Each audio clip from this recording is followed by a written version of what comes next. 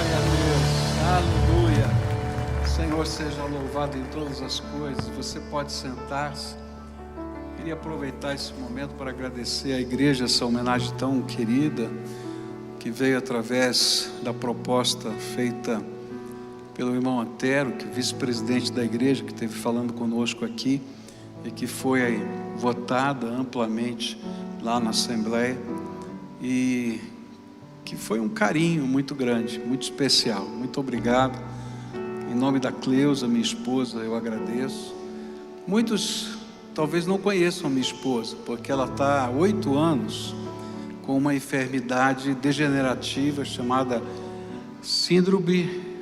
atrofia de múltiplos sistemas. E então ela vem caindo na sua condição de mobilidade, de fala e assim por diante. Mas quem a conheceu, que chegou aqui com 30 anos de idade, e nós estamos aqui há 33 anos, vamos fazer 33 agora em agosto, podia ver essa moça correndo para lá e para cá o tempo todo, ajudando em tudo que podia e especialmente liderando essa área de intercessão e oração em todos os aspectos. Nos jejuns, nas vigílias, nas madrugadas de oração, tentando mobilizar o povo de Deus a orar, e continua até hoje, não é? Mas do jeitinho dela, com as limitações dela. Então, muito obrigado pelo carinho, faz bem para a alma, muito obrigado, né? Toca fundo no coração da gente. Mas hoje eu queria tratar sobre um tema muito especial, que tem a ver com as profecias do Apocalipse. O que está acontecendo hoje que tem a ver ou não tem a ver com as profecias do Apocalipse? E eu vou pedir para você abrir a sua Bíblia, lá no livro de Apocalipse, capítulo 6, e nós vamos estudar esse capítulo. Na medida que a gente for caminhando, a gente vai lendo os versículos da Bíblia.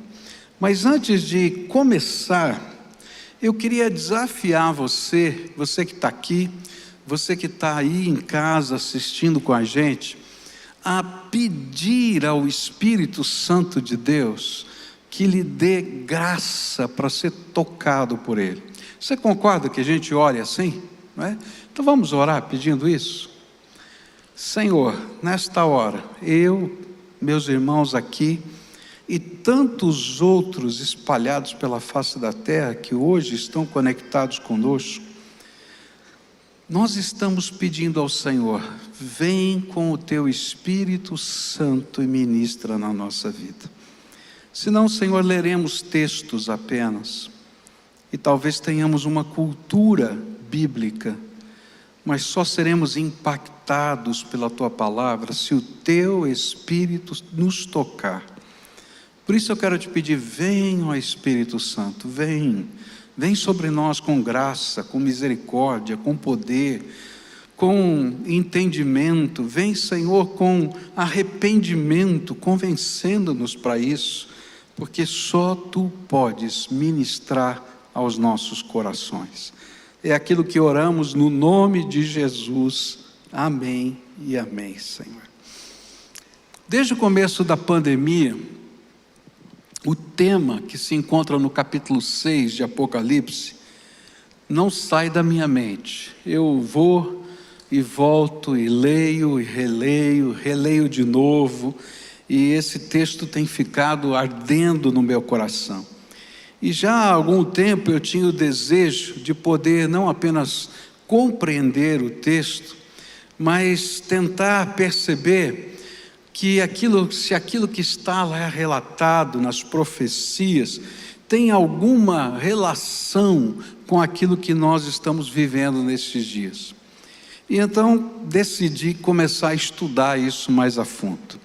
E hoje eu queria repartir algumas das descobertas que eu fiz com vocês.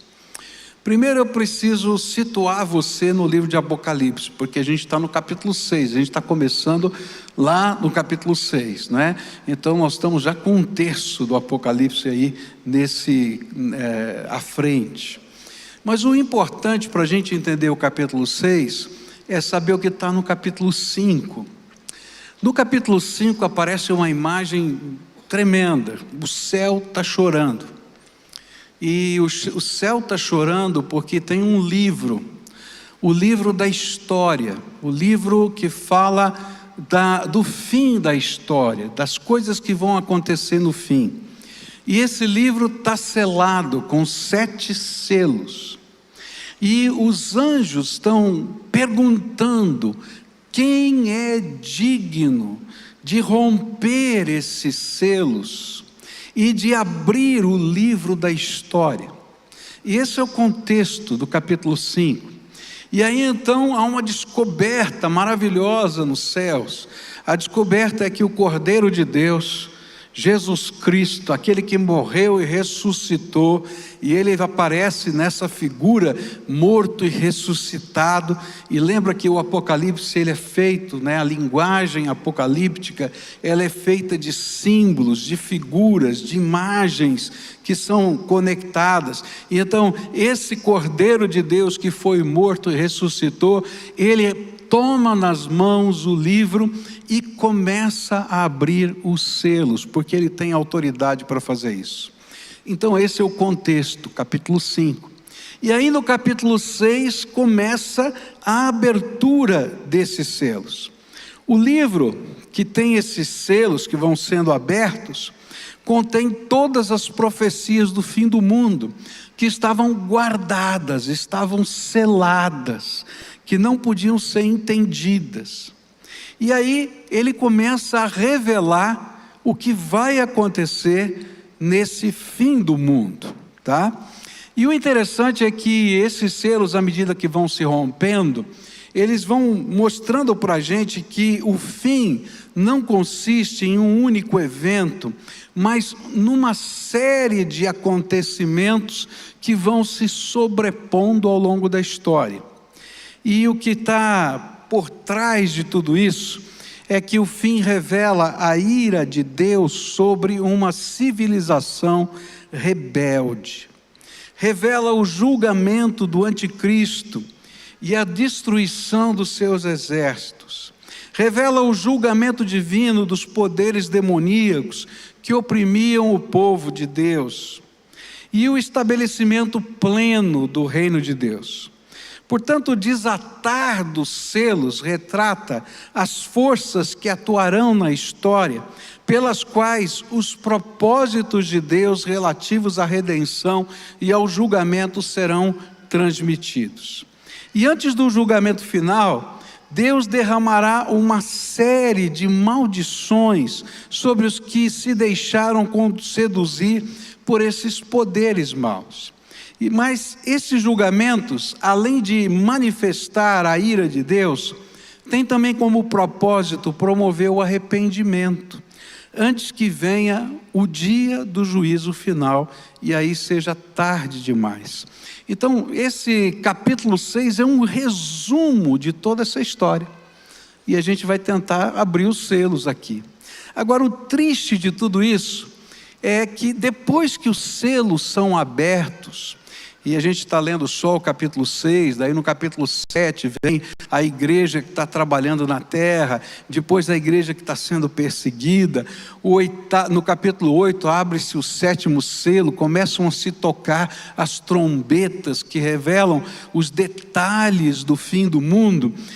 Aparece o capítulo 9 com uma conclusão triste demais. E vem assim no capítulo 9, versículos 20 e 21. O restante da humanidade que não morreu por essas pragas, nem assim se arrependeu das obras das suas mãos. Eles não pararam de adorar os demônios e os ídolos de ouro, prata, bronze, pedra e madeira, ídolos que não podem ver, nem ouvir, nem andar. Também não se arrependeram dos seus assassinatos, das suas feitiçarias, da sua imoralidade sexual e dos seus roubos. O capítulo 6 vai nos revelar que Deus vai usar uma série de eventos na história que são chamados na Bíblia de princípio das dores, com um propósito, quebrantar o coração endurecido de uma humanidade e de uma civilização que não reconhece que Deus é Deus. E esse texto do capítulo 6, ele é paralelo de Mateus 24. Mateus 24, no sermão profético de Jesus, ele está falando das mesmas coisas que aparecem aqui no Apocalipse capítulo 6. E lá Jesus chama esse tempo de o princípio das dores. Mateus 24, 8 diz: tudo isso será o início das dores. Então vamos lá, vamos olhar agora cada um dos selos, já que a gente fez esse panorama para você entender o que a gente vai estar olhando aqui. E a gente vai então agora meditar um pouquinho em cada um dos selos. Apocalipse 6, 1 e 2 vai falar do primeiro selo. E então vi o Cordeiro quebrar o primeiro dos 7 selos, e ouvi um dos 4 seres vivos dizer com voz forte, como o barulho de um trovão: venha! E olhei e vi um cavalo branco, e o seu cavaleiro tinha um arco, e lhe deram uma coroa de rei, e ele saiu vencendo e conquistando. Então a primeira coisa que a gente tem que aprender é que, como é que a gente interpreta a Bíblia? De onde a gente tira os conceitos que a gente vai apresentar aqui para você? Então, para poder interpretar a Bíblia, a primeira coisa que a gente tem que aprender é que a gente tem que buscar na própria Bíblia, em textos mais simples, o significado dos textos mais complexos.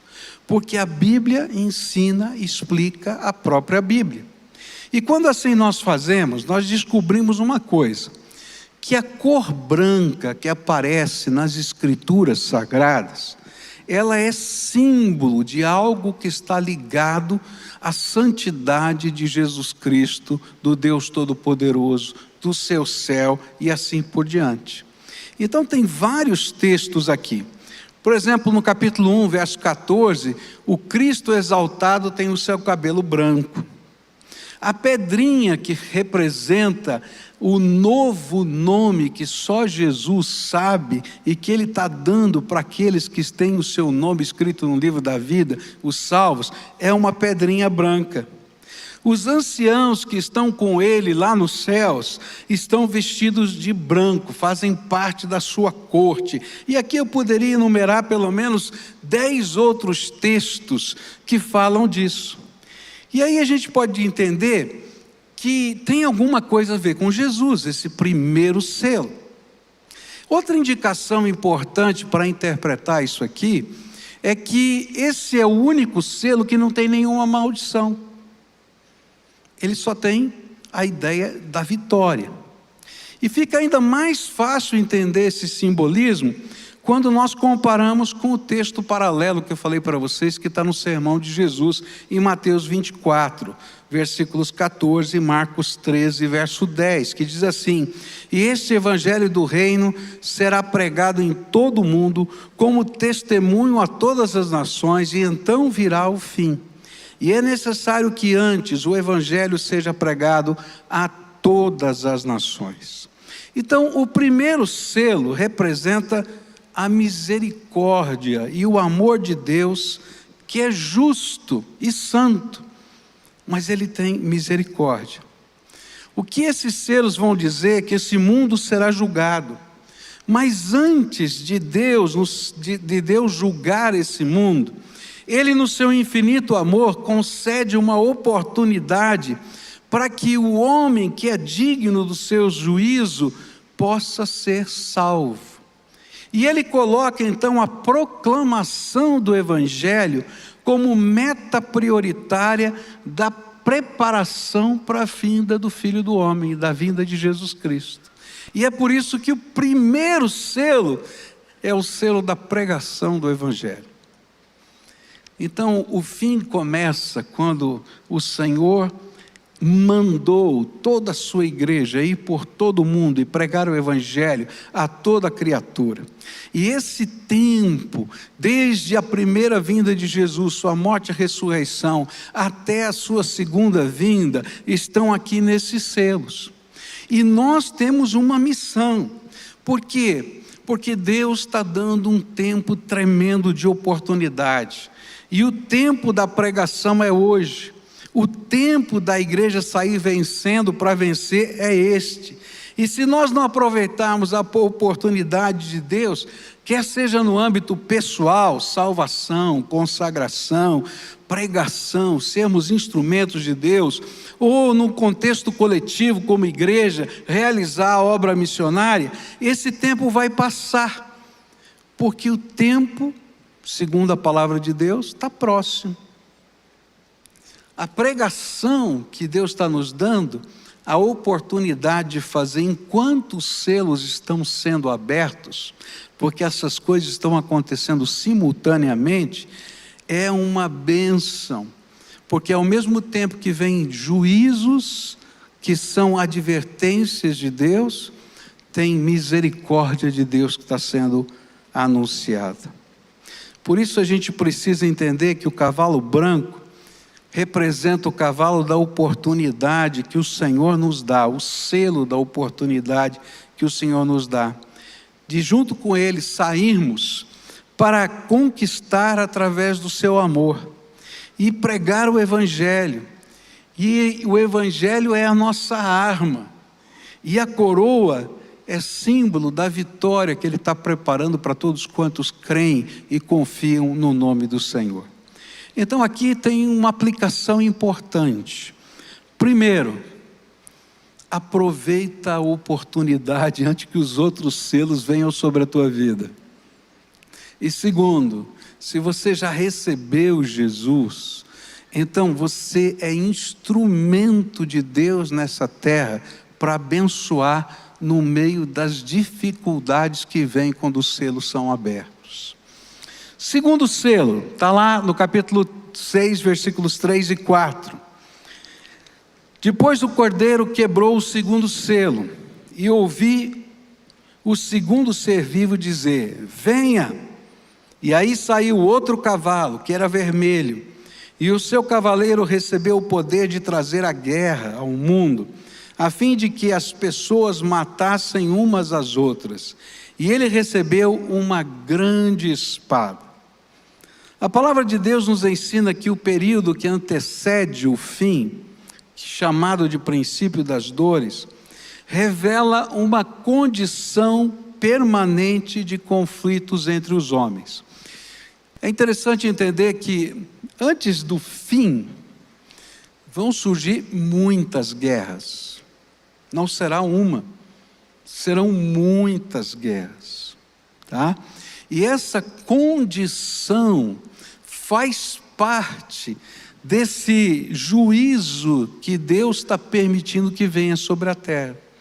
E o interessante é que Jesus ensinou a mesma coisa lá em Mateus 24, versos 6 a 8. Vocês ouvirão falar de guerras e rumores de guerras, mas não tenham medo, é necessário que tais coisas aconteçam. Mas ainda não é o fim. Nação se levantará contra nação e reino contra reino. Haverá fomes e terremotos em vários lugares, e tudo isso será o início das dores. O interessante é que o homem acha que ele pode construir paz, que ele pode construir harmonia, que ele é capaz de construir uma sociedade tão progressista, tão maravilhosa, que você não tenha nenhum problema. Só que a história revela que o homem não consegue fazer isso, porque a Bíblia vai dizer para a gente que só existe um que é o príncipe da paz, e o príncipe da paz é Jesus. Ele diz lá em Isaías 9, verso 6, porque um menino nos nasceu, um filho nos foi dado, e o governo está sobre os seus ombros. Ele será chamado maravilhoso conselheiro, Deus poderoso, Pai eterno, príncipe da paz. Só tem um que é o príncipe da paz. Enquanto que o homem imagina que ele pode revelar paz através das suas ideologias, e aí a história vai mostrar que as ideologias humanas são transitórias, e elas não têm esse poder. E ainda que elas deem uma falsa sensação de segurança, A verdadeira paz só pode vir através de Jesus, o príncipe da paz.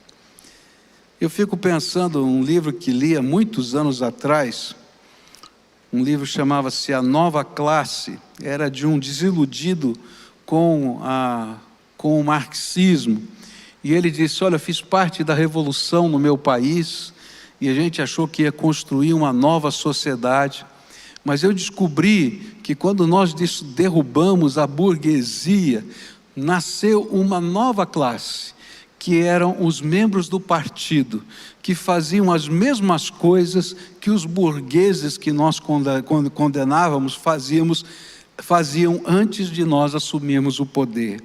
E é esse o sentimento que a Bíblia revela para a gente. Olha, essas guerras, rumores de guerras estão revelando que nenhuma ideologia funciona, que nenhum aparato bélico funciona, que nenhuma estrutura governamental vai ser capaz de construir o mundo que a gente idealiza. Por quê? Porque Deus permite que nós revelemos quem de fato nós somos, que a sabedoria humana está dentro de nós, e essa sabedoria humana revela o egoísmo, revela o abuso para uns para com os outros, e de repente a gente está gerando conflitos. E quando esses selos começam a ser abertos, Deus está revelando essas coisas e chamando através desses juízos de advertência as pessoas a olharem para o único que pode ser o príncipe da paz. E ele tenta mostrar para a gente que tudo que vai sendo construído, na verdade, é uma falsa paz. Uma paz que tenta nos iludir, que, na verdade, enaltece o ser humano e não permite que esse ser humano enaltecido enxergue que a verdadeira paz só pode proceder do Senhor Jesus. Então as guerras e rumores de guerras são o clamor de advertência de Deus, do Deus vivo ao mundo. E elas mostram a base escondida das estruturas humanas e da sabedoria terrena, que é formada por inveja, ódio, cobiça e egoísmo. Tiago vai dizer o seguinte para a gente: contudo, se vocês abrigam no coração inveja amarga e ambição egoísta, não se gloriem disso, nem neguem a verdade. Esse tipo de sabedoria não vem dos céus, mas é terrena, não é espiritual, mas é demoníaca, pois onde há inveja, ambição egoísta e há confusão de toda espécie de males. Olha que coisa, né?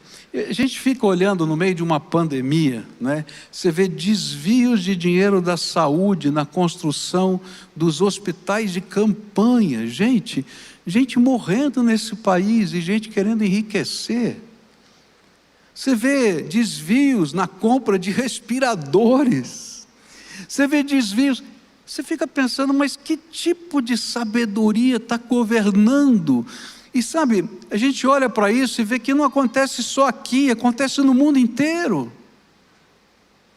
É disso que a Bíblia está falando, que Deus permite que certos eventos venham para revelar para a gente qual é a verdadeira intenção que faz parte das nossas estruturas. E é por isso que o Senhor olha para as cidades e chora por elas. Olha só o que a Bíblia diz lá em Mateus 23, verso 37. Jerusalém, Jerusalém, você que mata os profetas e apedreja os que lhes são enviados, quantas vezes eu quis reunir os seus filhos, como a galinha reúne os seus pintinhos debaixo das suas asas, mas vocês não quiseram. Não precisa ir longe. Quantas vezes você vê uma briga de família e de repente, entre um divórcio, por exemplo, e você vê o sustento dos filhos sendo discutido de uma maneira tão estranha entre os pares, os pais.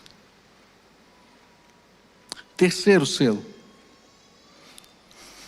Apocalipse 6, versículos 5 e 6. Então o cordeiro quebrou o terceiro selo, E eu vi o terceiro ser vivo dizer: venha.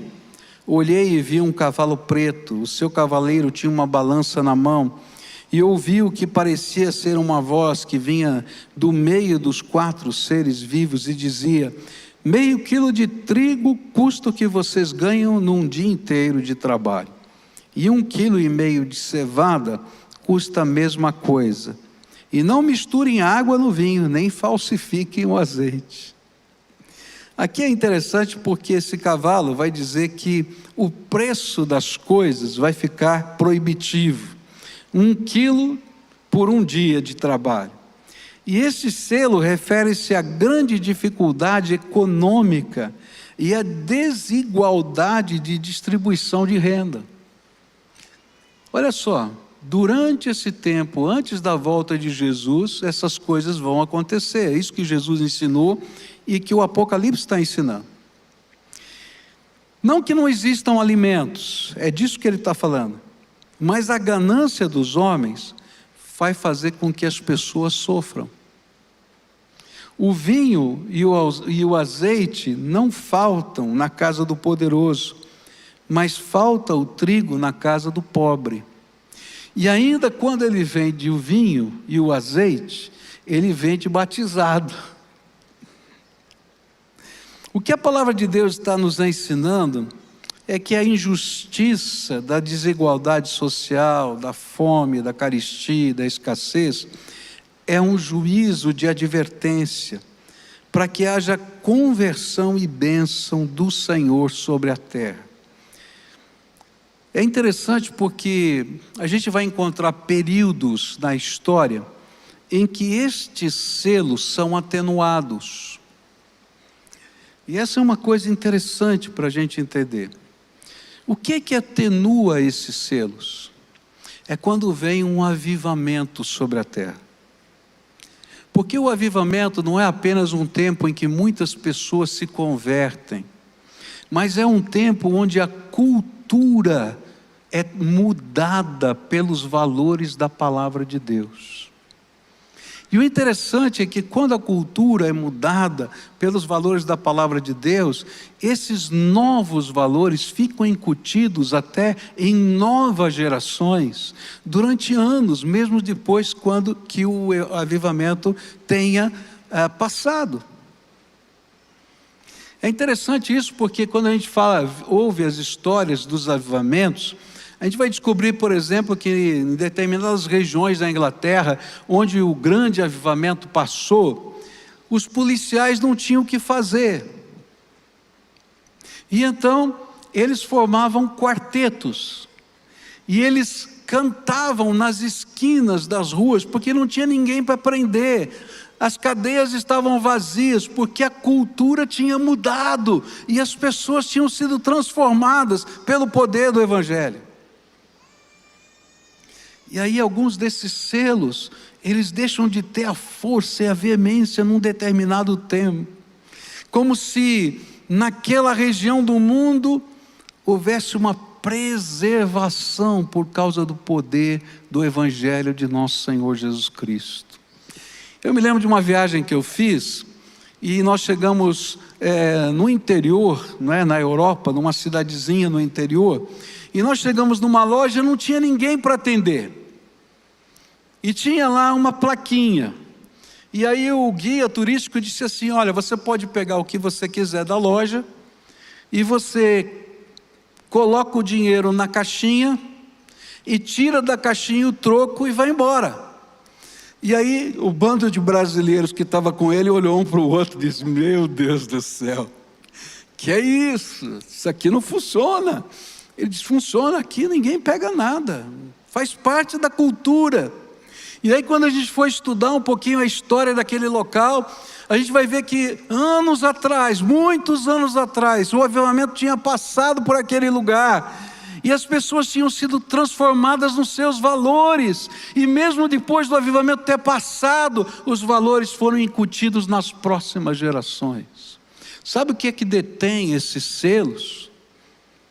Que são juízos de Deus antes da volta do Senhor, é quando a palavra de Deus muda o coração, não apenas de pessoas, mas de uma sociedade e de um povo.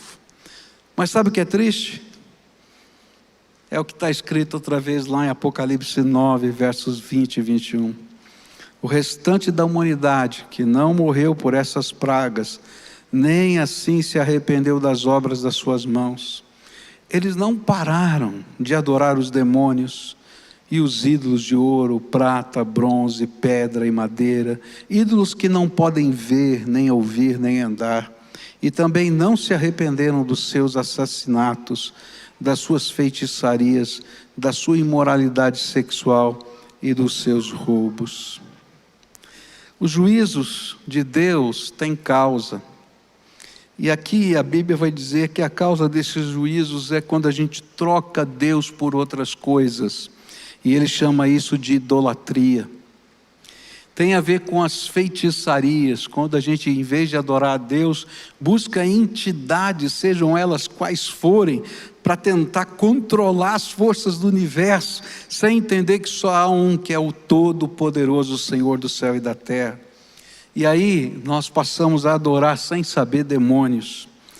A Bíblia diz que a razão desses selos são a violência que existe nas cidades, os roubos e a imoralidade sexual. Por isso, a única arma que a gente tem, quando os selos estão sendo abertos, eles estão sendo abertos na história, nos dias de hoje, é a pregação do Evangelho.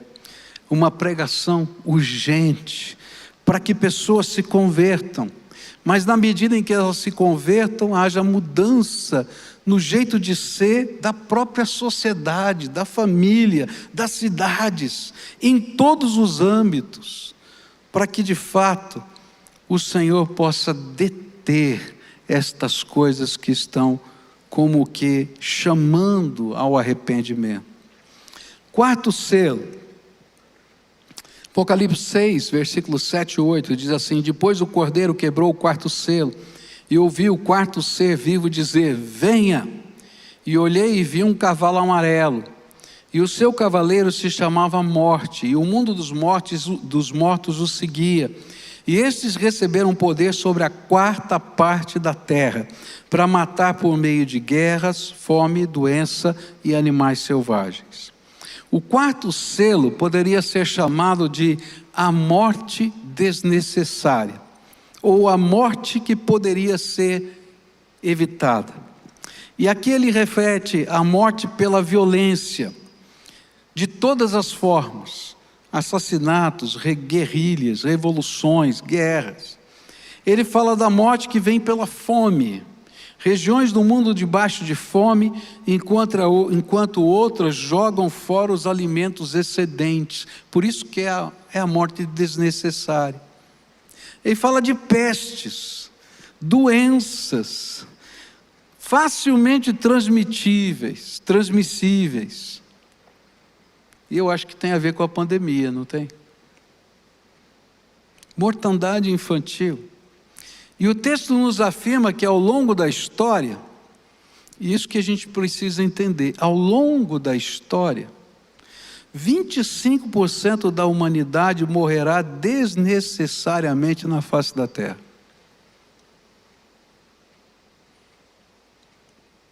Como se Deus dissesse assim: olha, você é só pó.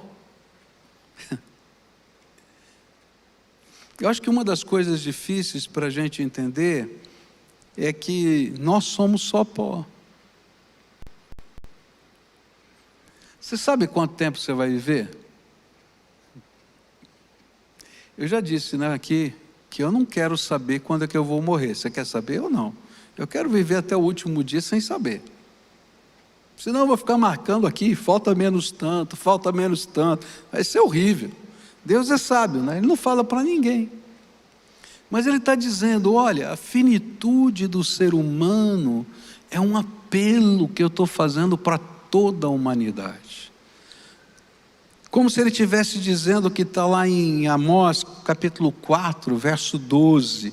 Olha só a palavra do profeta: prepara-te, ó Israel, para te encontrares com o teu Deus. Prepara-te, ó Israel, para te encontrares com o teu Deus. Eu não sei, nem você sabe a hora que a gente vai, nem sabe se está nesses 25% que não precisariam morrer. Mas uma coisa eu sei, eu quero estar prontinho para me encontrar com Jesus, seja a hora que for, porque eu sei em quem eu tenho crido, estou certo que Ele é poderoso para guardar o meu tesouro até o dia final. Agora, sabe o que é pior? O pior é que Apocalipse 9, versículos 20 e 21, estão lá, o restante da humanidade que não morreu por essas pragas, nem assim se arrependeu das obras das suas mãos. Eles não pararam de adorar os demônios e os ídolos de ouro, prata, bronze, pedra, madeira, ídolos que não podem ver, nem ouvir, nem andar. Também não se arrependeram dos seus assassinatos, das suas feitiçarias, da sua imoralidade sexual e dos seus roubos. A pergunta é: você está pronto para se encontrar com o Senhor, seja quando for? Quinto selo, Apocalipse 6, versículos 9 a 11. E então o Cordeiro quebrou o quinto selo, e vi debaixo do altar as almas dos que tinham sido mortos, porque haviam anunciado a mensagem de Deus e tinham sido fiéis ao seu testemunho.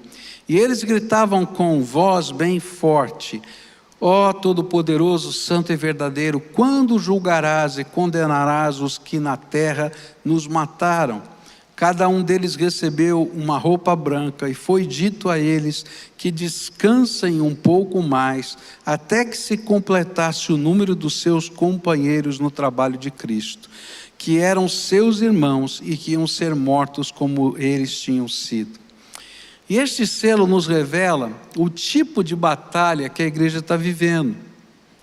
Nós não estamos brincando de guerra, mas de fato somos os soldados do Senhor em meio a uma batalha de dimensões cósmicas. E como em toda batalha, até que ela termine, muitos morrerão por causa da fé. E quando a gente olha isso, a gente vai perceber que lá no início do cristianismo houve tanta perseguição, e tantos foram os cristãos que foram mortos.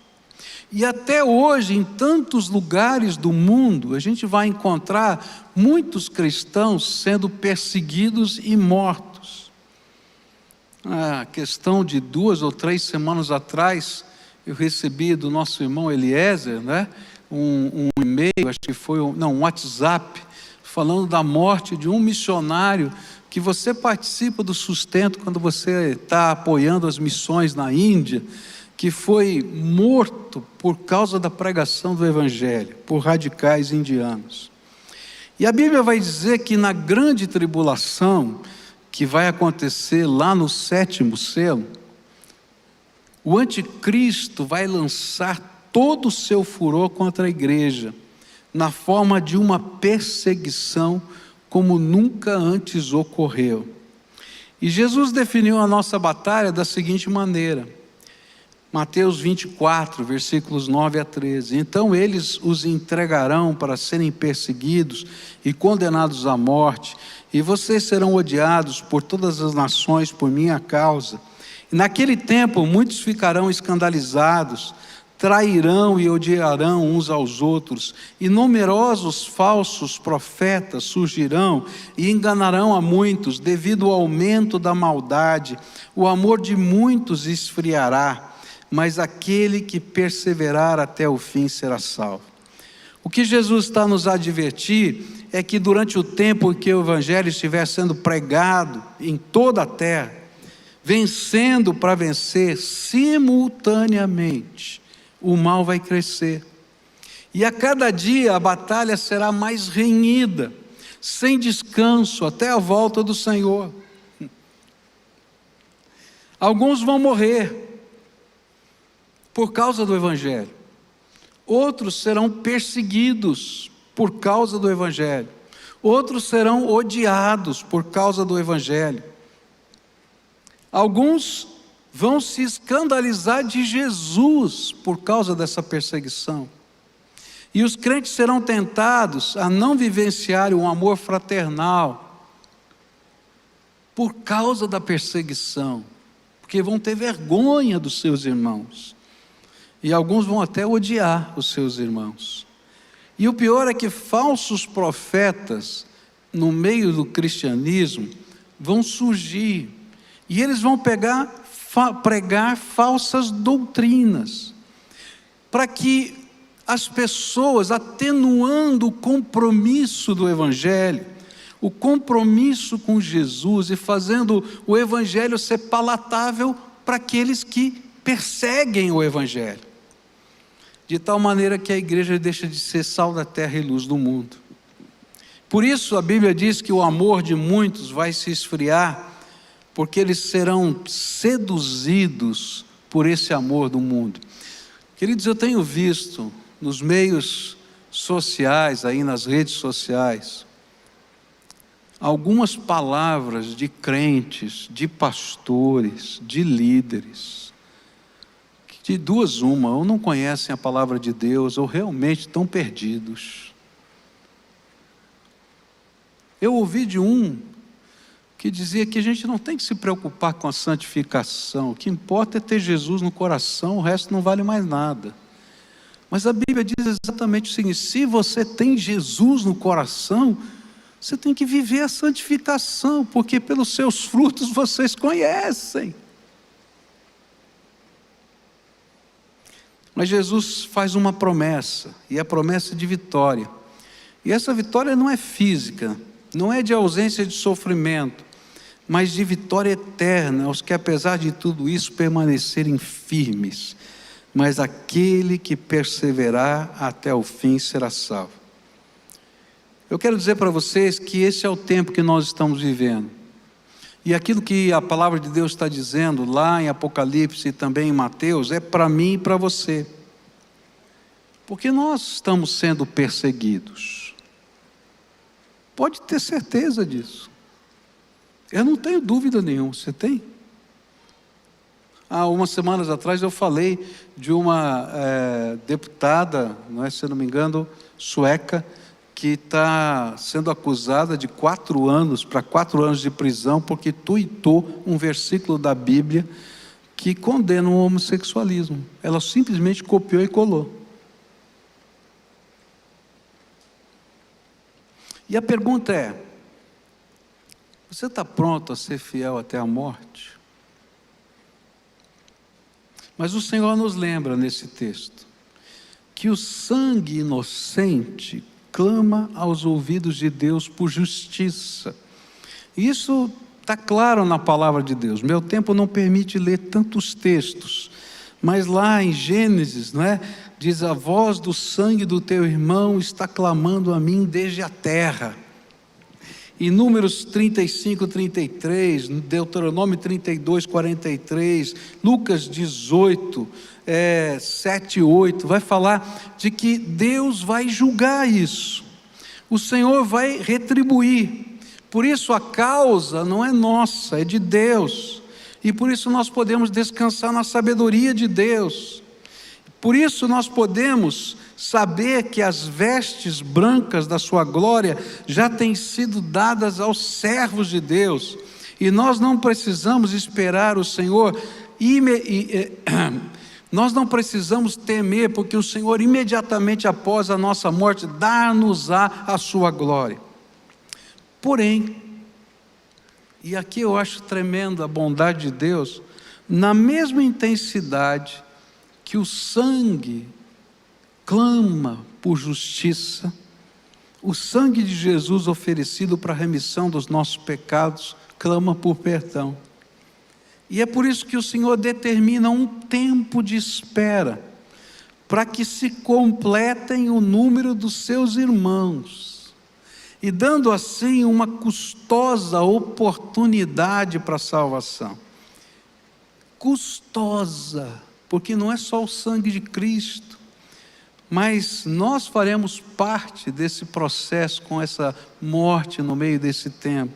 E é por isso que a Bíblia vai dizer que nós completamos o que falta no sofrimento de Cristo. E esse era um texto tão complicado às vezes de entender. Como é que funciona isso? Jesus não pagou o preço todo, mas essa espera está fazendo com que muitas pessoas sofram nessa terra por causa do Evangelho. E então o Senhor vai dizer: espera até que esse tempo e esse número se completem. E a nossa batalha só termina na volta de Jesus, porém nada nos separará do amor dele. Por isso Romanos 8, 35 a 39 vão dizer: quem nos separará do amor de Cristo? Será a tribulação, a angústia, a perseguição, a fome, a nudez, o perigo, a espada? Como está escrito: por amor de ti enfrentamos a morte todos os dias, somos considerados como ovelhas destinadas ao matadouro, mas em todas estas coisas somos mais que vencedores por meio daquele que nos amou, pois estou convencido de que nem a morte, nem a vida, nem anjos, nem demônios, nem o presente, nem o futuro, nem quaisquer poderes, nem a altura, nem profundidade, nem qualquer outra coisa na criação será capaz de nos separar do amor de Deus que está em Cristo Jesus nosso Senhor. O grande desafio aqui é fidelidade, compromisso, santidade. E quero terminar aqui, me permitam só terminar com o sexto selo. O sétimo fica para depois. Mas o sexto selo, versículos 12 a 17, diz assim: em seguida viu o cordeiro quebrar o sexto selo. E houve um violento terremoto, o sol se tornou negro, como uma roupa de luto, a lua ficou toda vermelha como sangue, as estrelas caíram do céu sobre a terra, como os figos verdes caem da figueira sacudida por um vento forte. O céu desapareceu como um rolo de papel que se enrola de novo, e todos os montes e ilhas foram tirados dos seus lugares. E então os reis do mundo inteiro, os governadores e os chefes militares, os ricos e os poderosos e todas as outras pessoas, escravas ou livres, se esconderam nas cavernas e embaixo das rochas das montanhas e gritavam para os montes e para as rochas: caiam sobre nós e nos escondam dos olhos daquele que está sentado no trono e nos protejam da ira do Cordeiro, pois já chegou o grande dia da ira deles, e vem, e quem poderá aguentá-lo? E aí, então, nós somos levados à segunda vinda de Jesus, e ela vai sendo descrita lá em Mateus 24, 2 Pedro 3, 4, Marcos 13, e nesse verso 17 ela diz que será o dia da ira. E no Velho Testamento, o dia da ira é chamado de o dia do Senhor. Tem inúmeros textos aqui que eu poderia ler desse dia do Senhor no Velho Testamento. Mas a linguagem descreve uma catástrofe cósmica, real, de caráter inconcebível para nós. Eu acho tremendo, porque quando a gente fala desses estrelas caindo do céu e etc., no século 18, 19, os cientistas daquela época diziam: isso nunca vai acontecer. Não tem jeito disso acontecer. E tentavam provar pelas leis da física que isso era impossível acontecer. Mas agora você tem filmes de ficção científica e várias teorias dizendo que grandes asteroides podem bater na Terra a qualquer momento. Não é verdade isso que eu estou falando? Então tudo que está aqui pode acontecer a qualquer tempo. E aquilo que a ciência dizia impossível, agora diz: olha, não é tão impossível assim. Mas o que está por trás aqui é que vai chegar um dia em que Jesus vai voltar. E o Senhor vai voltar para julgar a terra. E para julgar a sociedade em que nós vivemos. E esse será um dia em que o mundo reconhecerá as verdades de Deus, mas será tarde demais. É interessante porque ele diz que os reis da terra, os governantes, os generais, os ricos, os poderosos, os escravos, livres, todos vão tentar se esconder desse juízo. E eles vão dizer: caiam sobre nós, quem vai poder enfrentar a ira de Deus? E lá em Isaías capítulo 2, essa cena fica descrita assim: quando o Deus eterno aparecer, os moradores da terra ficarão apavorados e fugirão para as cavernas. E eles descerão nos buracos profundos a fim de escaparem da ira de Deus, da glória majestosa do Deus eterno. E naquele dia todos pegarão as imagens de prata e de ouro que eles mesmos fizeram para adorar e as deixarão para os ratos e os morcegos. E quando o Eterno aparecer, os moradores da terra ficarão apavorados, e eles fugirão para as cavernas, e se meterão nas fendas das rochas, a fim de escaparem da ira de Deus, da glória majestosa do Deus eterno. Não confiem mais nos seres humanos, pois são mortais. Será que eles valem alguma coisa? Olha só, tanto o Velho quanto o Novo Testamento. Nesse dia, será tarde demais. É interessante que a Bíblia diz que todo joelho se dobrará, mas vai haver um dia que quando os joelhos se dobrarem não vai valer mais nada. Por isso, o dia da oportunidade, da graça, do poder de Deus, da transformação pessoal, da transformação da família, da transformação dos negócios, da transformação de uma sociedade é hoje. Se a gente quer ver a bênção de Deus sobre essa terra, começando na minha casa, tem que começar no meu coração. E a gente tem que ver o que é que Deus está dizendo que não vale a pena seguir. Tem gente que está adorando deuses que não são Deus, colocando no lugar de Deus coisas, pessoas, ídolos que não têm poder, que foram construídos pela sua própria mão. E Deus está dizendo: é loucura, que loucura. Você precisa da intervenção da graça de Deus. Nessa noite eu vim aqui desafiar você a duas coisas. A primeira: se você ainda não recebeu Jesus como Senhor da sua vida, se você ainda não fez entregas, tem gente que quer seguir Jesus sem fazer entregas. A gente quer seguir a Jesus do jeito da gente. A gente quer seguir Jesus acomodando as coisas. Então a gente vai lá, não é? E faz assim: isso aqui é para Jesus, isso aqui é para quem lá, sei o quê, né? Para mim mesmo e assim por diante. Não funciona assim. Ou Ele é o Senhor da nossa vida, ou não tem. Se a gente está vivendo um evangelho, água com açúcar, que não transforma a nossa vida, que só tem uma devoção religiosa, é disso que a Bíblia está falando, não funciona. Mas você continua sendo esse cara complicado, dentro de casa, fora de casa, no meio em que você vive, nos seus negócios, você precisa de uma transformação. Então o primeiro desafio é: aproveita a oportunidade de Deus, porque os selos já estão sendo abertos, já faz tempo. E a gente pode sentir mais ou menos numa determinada época da nossa vida, mas de alguma maneira todos nós passamos por esses selos.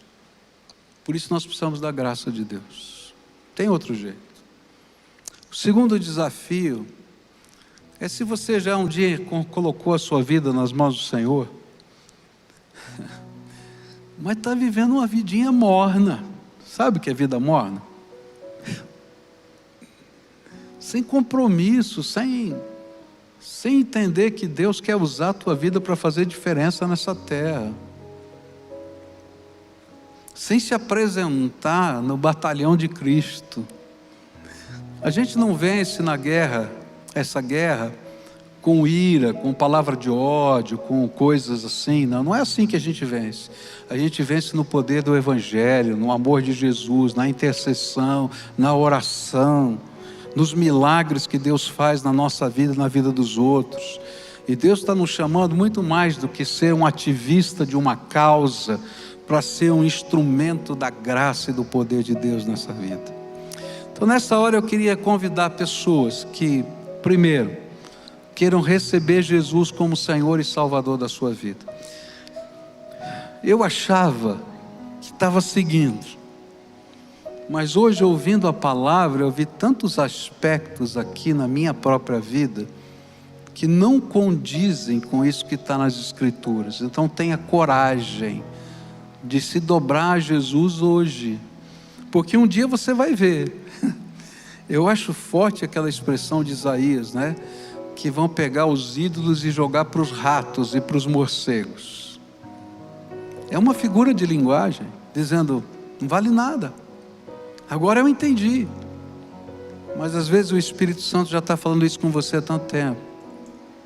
Então, se hoje você é uma pessoa a quem o Espírito Santo está chamando para fazer uma entrega completa da sua vida a Jesus, e você está aqui conosco, eu vou pedir para você ficar de pé no lugar que você está, e eu quero orar por você agora.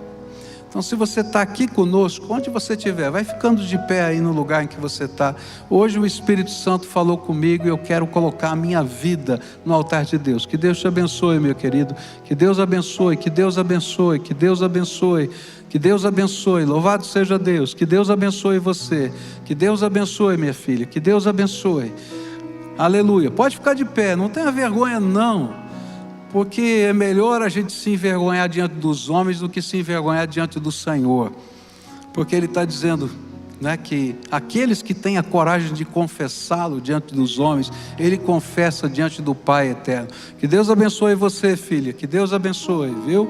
E agora eu vou orar por vocês. Se você está na sua casa, querido, e hoje você está ouvindo essa palavra tocou o seu coração, então eu peço que você também se coloque numa posição de oração, para a gente orar por você, e você fazer essa entrega a Jesus. Senhor Jesus, aqui estão pessoas a quem o Teu Espírito está aplicando a palavra, por alguma razão. Eu não consigo, Senhor, saber detalhes, mas o Teu Espírito Santo está visitando essas vidas agora. E eu quero te pedir que onde quer que elas estejam, aqui ou lá em qualquer lugar, o Senhor derrame poder e graça sobre a vida dessas pessoas. Que nesta hora, aquilo que a Tua palavra diz, ó Pai, aconteça com eles, que eles recebam a marca de propriedade, o selo do Espírito Santo de Deus, que eles sejam revestidos do poder da graça, selados pelo Senhor e abençoados pelo Senhor. E eu quero te pedir, ensina esse Teu povo a andar numa jornada de fé, esperança e amor debaixo da Tua graça. E se há alguma coisa, Pai, na casa deles, que representam esses símbolos que o Senhor detesta, dá-lhes coragem hoje, Senhor, de se livrar disso, e dizer hoje, nessa casa, de hoje em diante, Jesus Cristo há de ser Senhor da nossa vida. Fica com eles, Senhor, é que eu te peço em nome de Jesus. Amém e amém. Você pode sentar-se, viu, querido? Se você atendeu esse primeiro apelo, entra lá nesse link que eu vou passar aí para você, ó, pibcuritiba.org.br/Jesus. Preenche lá esse formulário e deixa a gente conhecer você, caminhar com você nessa jornada de fé. Mas eu tenho um segundo desafio para você hoje. Hoje eu vou estourar meu horário, você me perdoe. Não tem como. O tempo dos selos é agora. Está entendendo? E Deus está levantando o seu exército. Não é um exército de ódio, de raiva, de ficar fazendo desaforo nas mídias sociais. Não é isso não que Deus quer. Está claro isso que eu estou falando?